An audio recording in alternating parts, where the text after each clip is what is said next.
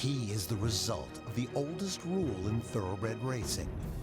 Breed the best to the best and hope for the best. The son of racing royalty, the grandson of the king of the sport of kings. He reigned over his generation on the racetrack and will forever be synonymous with the palace he helped create, elevating the family that built it to the court of St. James. He is the foundation. He is A.P. Indy. But what if everything that is never was?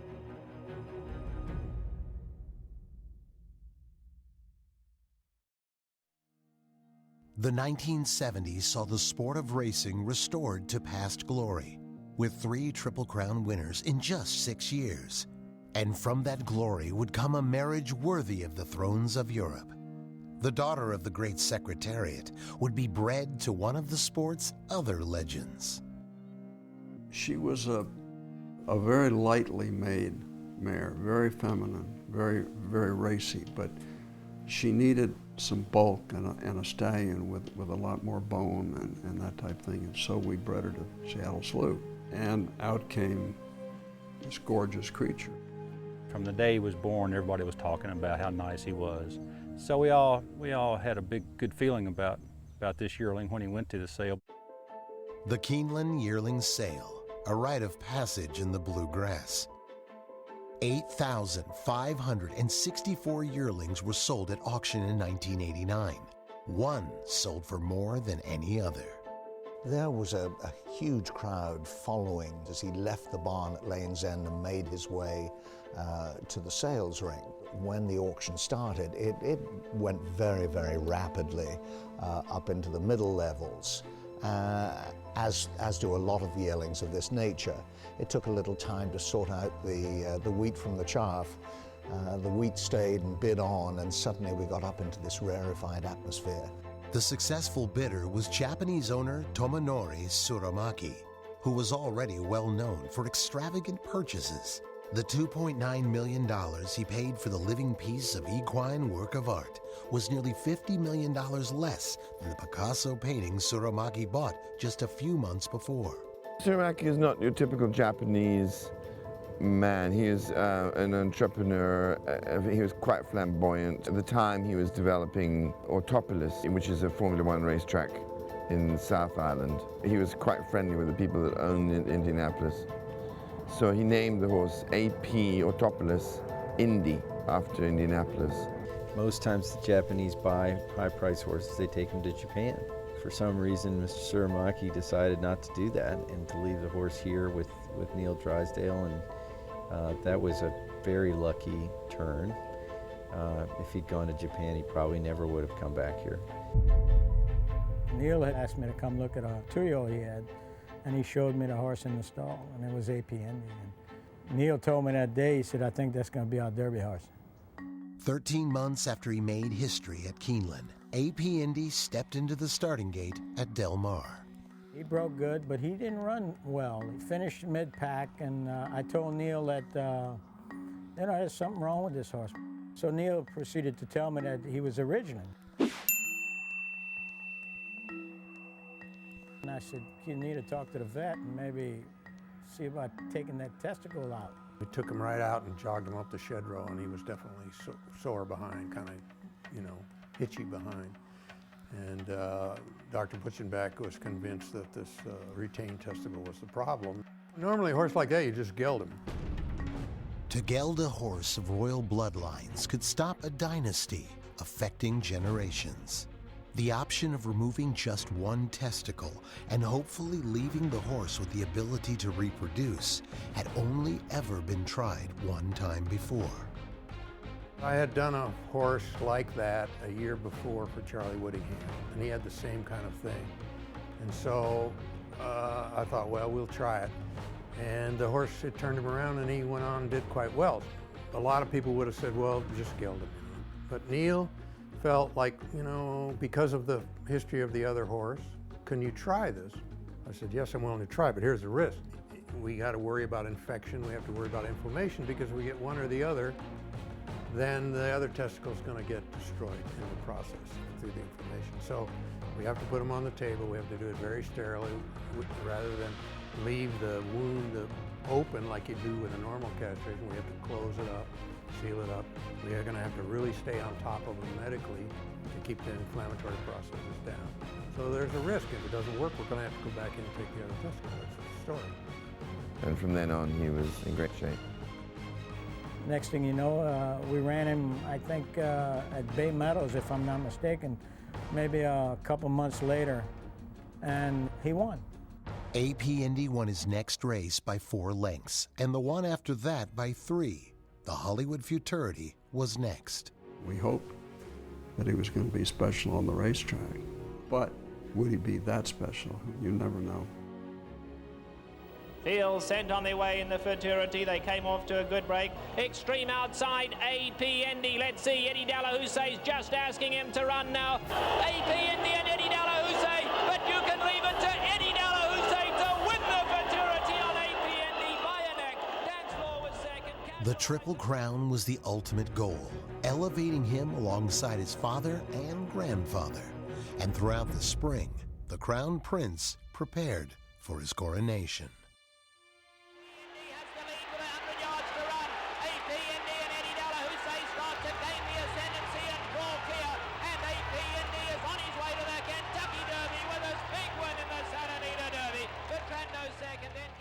That's the greatest feeling in the world, because everybody said, well, why would you want to go in to the Derby with a favorite? Well, why not?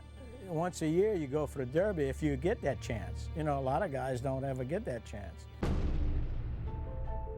AP Indy would never get that chance. He had long been anointed the Kentucky Derby champion, but the night before the race, his trainer and jockey knew that he wouldn't enter the starting gate. He trained up to the race very well, and then just prior to the Kentucky Derby, I think the night before, he came up with a blind quarter crack. Not life-threatening, but the timing was catastrophic. With AP Indy soaking his foot in his stall, the Kentucky Derby was won by a long shot named Little E.T. Pine Bluff won the Preakness 2 weeks later. AP Indy returned to action the following week with an easy win in the Peter Pan. His Triple Crown bid was reduced to just 1 race, the Belmont Stakes, the test of a champion. 124th Belmont Stakes. We're ready for the start, 1.5 miles. And they're off. And Al Sabine from between horses. Now Casual Lies shows quick early speed. AP Indy along the inside is next. That's Agincourt now charging up to challenge. And Pine Bluff makes a move on the outside third. AP Indy with Dallahousse content to sit fourth and save ground along the inside. They straighten away in the stretch. And Pine Bluff takes the lead ahead. On the outside, here comes AP Indy to challenge. Pine Bluff with a short lead. AP Indy is second. My Memoirs is third. And down the stretch they come. Between horses, AP Indy with a hand in front. Pine Bluff battling back. My Memoirs on the outside. AP Indy wins it 3/4 of a length. AP Indy finally had his classic victory. And always on the lookout for a top stallion, Will Farish looked no further than the horse he had bred and sold. The Japanese economy was falling fast, and Tsuramaki needed cash. The breeding rights were sold back to Farish's farm, rights which still came with the caveat of unknown complications from surgery just a year before. But first, there was a racing career to finish, and the $2 million horse was running for a $3 million purse. Final horse moving into line. Marquetry on the outside. The favorite is the Belmont winner, AP Indy. We're ready to go. I was working for President Bush at the time, and I was on a whistle-stop tour. There was a little tiny television in the corner of the car we were riding in that was going in and out. In the game, and they are off in the ninth. Breeders' Cup Classic, and AP Indy breaks well today. Comes out running for the lead.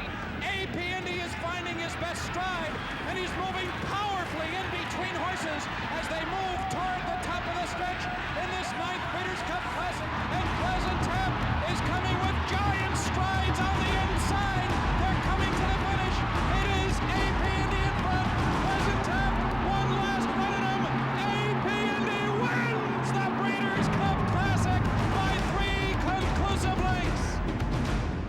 nobody in the car had any appreciation for what had happened except for me. So it was a sweet day, but I was a little bit on my own. It was all Secret Service agents and advance guys.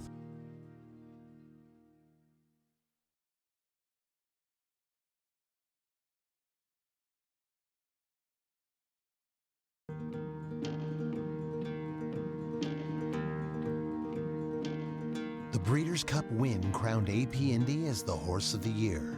He was named champion 3-year-old colt by an overwhelming 276-1 vote. He was too valuable to keep on the racetrack, and so the king came home to his palace, named Lane's End. It is 2,800 acres. It's 4 miles frontage on Midway Road. It is rolling. The land is deep in moory silt. It's an ideal horse farm.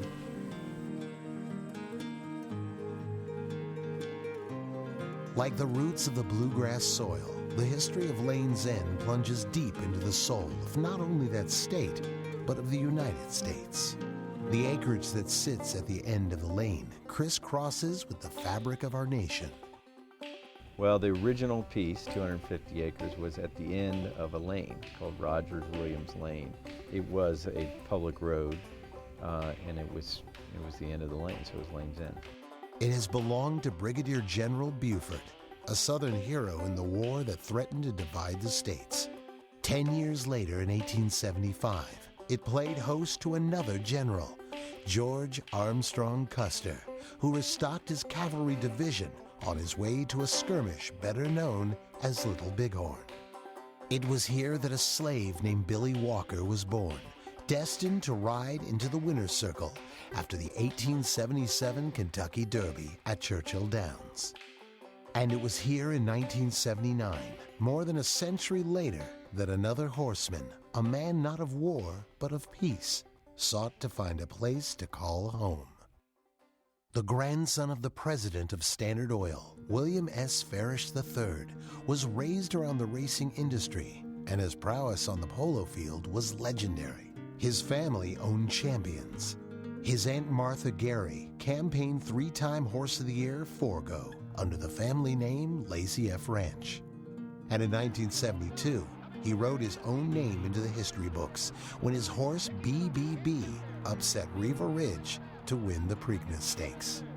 I grew up being very interested in it, and my grandfather, my aunt, was very much involved. I'd sneak into racetracks before I was old enough to get in, and I just enjoyed it. And so I grew up with a great interest in it. Lane's End would become a monument to commercial breeding operations, but it began as most great farms do, as home to a family, parents and children alike. I think I was 14 when he bought the first piece of Lane's End. The original piece was only 250 acres, and it was kind of a cattle farm. I think he bought the farm originally with no intention of even putting horses on it. They were going to fix up the house, have a place in Kentucky. We were in Texas at the time, but we wanted to be here. I mean, it's the center of thoroughbred breeding in the country, and that's where we wanted to be. The Farish family will long be remembered for many things, but for those who love horses, they will always be synonymous with Lane's End. He built a farm from scratch almost, and it's now, considered one of the top farms in the world, not just in Kentucky. As a legacy in the industry, it would be the contribution he's made by developing Lane's End. The vision is to try to keep Lane's End where it is, relative to the sort of great old farms. Yeah, we're the baby on the block. The Farishes, both father and son, would ride parallel paths to the chairman's seats of the racing industry's most cherished organizations. The Breeders' Cup, Churchill Downs, Keeneland. But to the family, the farm is still a family farm, And while now nearly 20 times its initial size, they still remember what brought them to the bluegrass in the first place. When we're here, and for years and years and years, every afternoon we would ride out in the car and go visit, you know, certain ones, whether it be yearlings that were going to be sold in the sale, or going to see the stallions, or, I mean, Will is very, very hands-on, and because he loves it so much.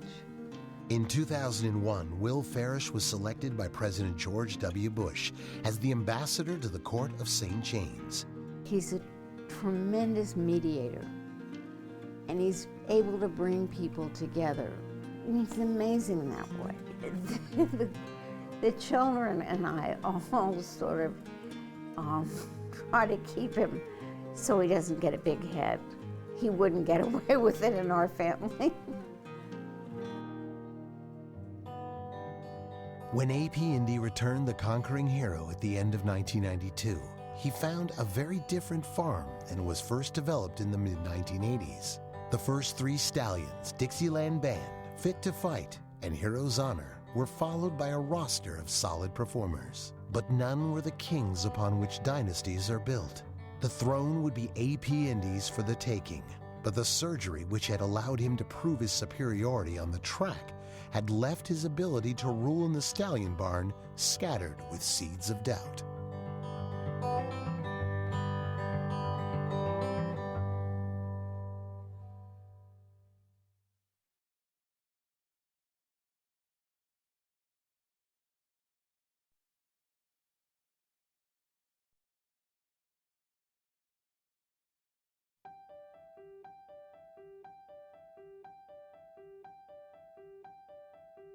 Few horses ever arrived at the Farish family's Lane's End with better credentials. Bred by a Lane's End partnership, foaled on the grounds, he was the grandson of a Triple Crown winner, the son of a Triple Crown winner, a sale-topping yearling, a classic winner, the horse of the year.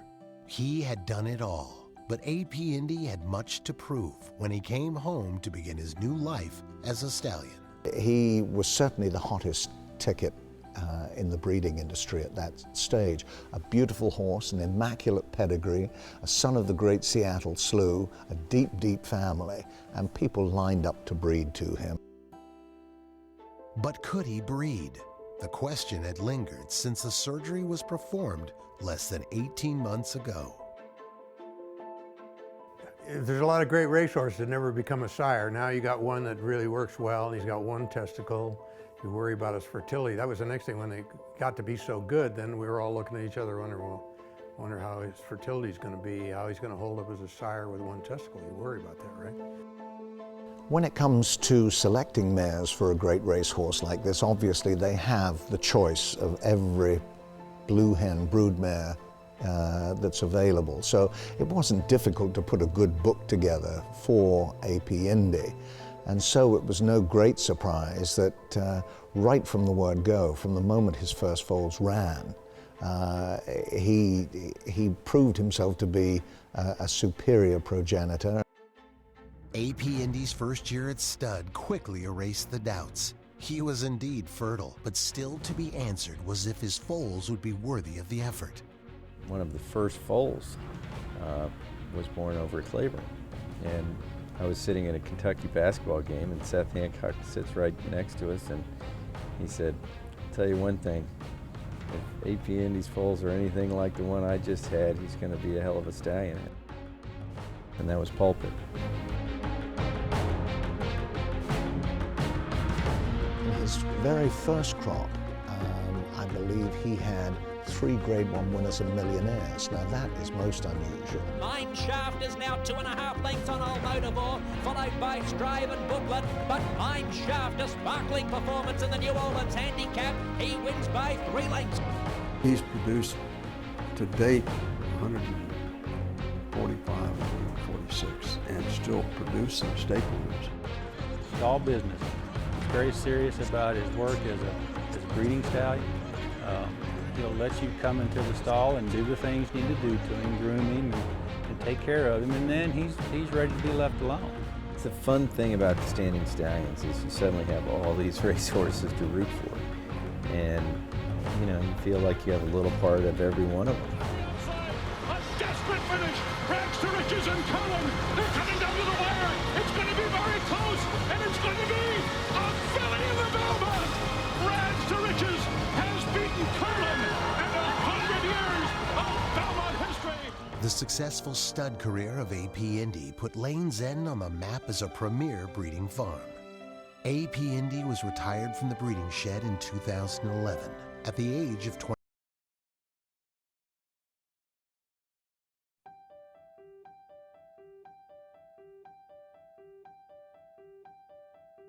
Few horses ever arrived at the Farish family's Lane's End with better credentials. Bred by a Lane's End partnership, foaled on the grounds, he was the grandson of a Triple Crown winner, the son of a Triple Crown winner, a sale-topping yearling, a classic winner, the horse of the year. He had done it all, but A.P. Indy had much to prove when he came home to begin his new life as a stallion. He was certainly the hottest ticket in the breeding industry at that stage. A beautiful horse, an immaculate pedigree, a son of the great Seattle Slew, a deep, deep family, and people lined up to breed to him. But could he breed? The question had lingered since the surgery was performed less than 18 months ago. There's a lot of great racehorses that never become a sire. Now you got one that really works well, and he's got one testicle. You worry about his fertility. That was the next thing. When they got to be so good, then we were all looking at each other, wonder how his fertility is going to be, how he's going to hold up as a sire with one testicle. You worry about that, right? When it comes to selecting mares for a great racehorse like this, obviously they have the choice of every blue hen broodmare that's available. So it wasn't difficult to put a good book together for A.P. Indy. And so it was no great surprise that right from the word go, from the moment his first foals ran, he proved himself to be a superior progenitor. A.P. Indy's first year at stud quickly erased the doubts. He was indeed fertile, but still to be answered was if his foals would be worthy of the effort. One of the first foals was born over at Claiborne, and I was sitting at a Kentucky basketball game, and Seth Hancock sits right next to us, and he said, "I'll tell you one thing, if A.P. Indy's foals are anything like the one I just had, he's going to be a hell of a stallion." And that was Pulpit. In his very first crop, I believe he had 3 Grade 1 winners and millionaires. Now that is most unusual. Mine Shaft is now 2.5 lengths on Old Motormore, followed by Strive and Booklet, but Mine Shaft, a sparkling performance in the New Orleans Handicap. He wins by 3 lengths. He's produced to date 145, 146, and still producing staplers. It's all business. He's very serious about his work as a breeding stallion. He'll let you come into the stall and do the things you need to do to him, groom him, and take care of him, and then he's ready to be left alone. The fun thing about the standing stallions is you suddenly have all these racehorses to root for, and you know, you feel like you have a little part of every one of them. A desperate finish, rags to riches and Cullen. They're coming down to the wire. It's going to be very close, and it's going to be a filly in the Belmont. Rags to riches has beaten Cullen and 100 years of Belmont history. The successful stud career of A.P. Indy put Lane's End on the map as a premier breeding farm. A.P. Indy was retired from the breeding shed in 2011 at the age of 22. But the stallion will always have a home at the farm he ruled over, the palace he created, with the family that dines with queens and loves him for the king he is. He's really just, you know, just amazing horse in every sense. Every success that he's had makes him, you know, more significant in the history books. You know, A.P. Indy is probably one of the greatest horses I'll ever be around in my lifetime. And I think, And I think a lot of people feel that way here. It's a special thing. The castle AP Indy helped construct will continue to stand long after the horse himself is entombed beneath the bronze statue already erected in his honor. But his legacy can wait. The family, who will forever be synonymous with his success, prefers instead to focus on what is now instead of what will be. AP deserves, you know, he's still in the #1 paddock out there. He's still in the same stall. He always will be. You know. You know, he's sitting right out there in this paddock where he will be for the rest of his life, enjoying everything that goes by. He's so special.